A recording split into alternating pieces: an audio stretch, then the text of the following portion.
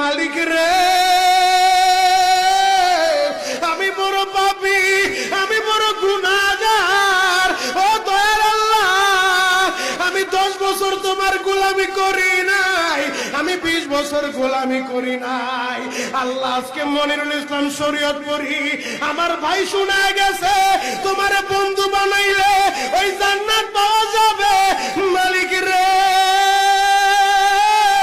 তুমি আমারে দাও না মাফ কইরা। যুবক রে যদি কেউ আল্লাহরে বন্ধু বানাইতে পারে তার কোনো আর চিন্তা নাই, তার চিন্তার কারণ নাই গো বাবা। এ যুবক ভাইরা, দাড়ি পাকা বাবাজিরা, সবাই আমার দিকে একটা নজর তাকান। এই যে দেখেন আমি হাতের ভিতরে আহারে টিস্যু দিয়া কাফনের মতো একটা দৃশ্য বানায় ফেললাম।